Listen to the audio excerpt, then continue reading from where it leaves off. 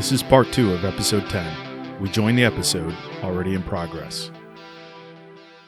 Sir, when it comes to emerging technologies and capabilities, another term we often hear on the news is deep fake. Could you explain for our audience what this term means? Yeah, these are essentially fake videos that are either altered or created from scratch to look incredibly real. This is technology that started in Hollywood as special effects, but it now threatens to disrupt our judicial system and even global stability. And from my perspective, as an officer and a lawyer, both of those concern me.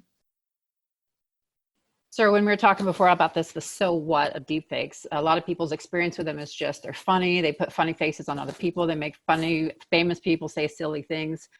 Those are easy to identify. More and more things are coming out where the naked eye, the naked ear could not determine that something is a fabrication.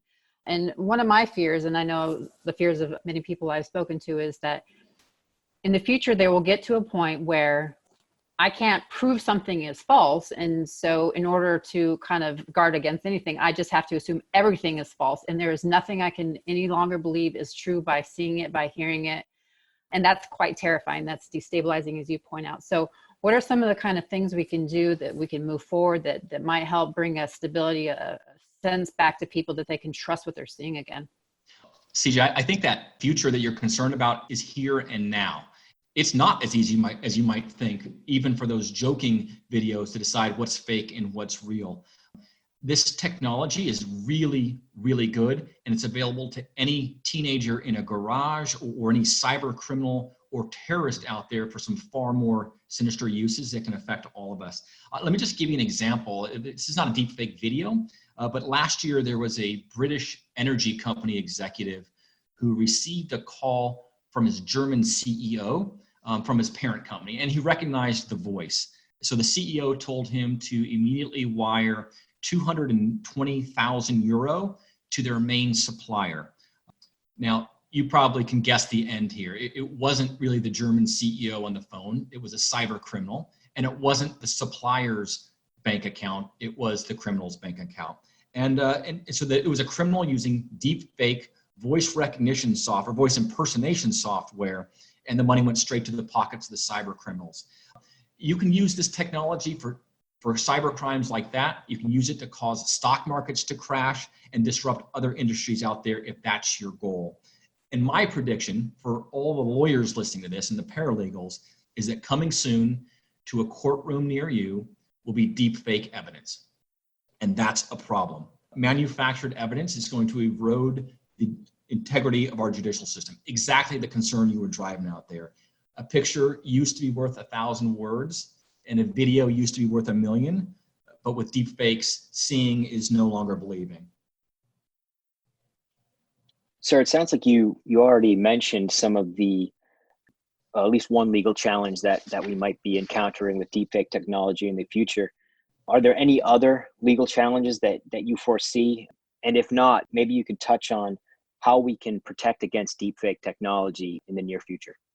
I would say, if you define legal broadly, I'd say that things like sophisticated election interference, risks of deepfake news and propaganda are out there around the world. We've already seen them. And that's why I think that deepfakes can pose a significant threat to both national security and global stability. What are the solutions? There are a couple things out there. First, we need deepfake detection capabilities, this new technology that can authenticate pictures or audio or video, not just for national security issues, but in courts. Think of authenticating pictures and videos. It's going to be a lot tougher in the future to do that basic authentication as you're trying to get something admitted into evidence. So that's one.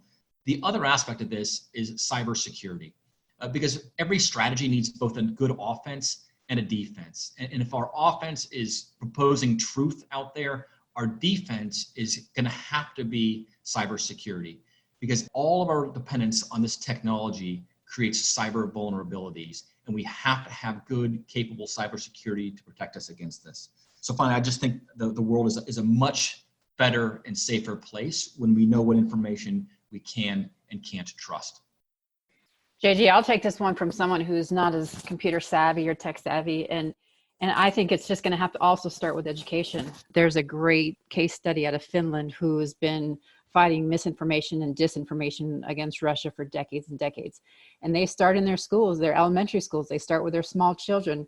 And it's all about how to be a critical thinker. And I think we've lost that a lot in our society. Again, that instant, we want this now.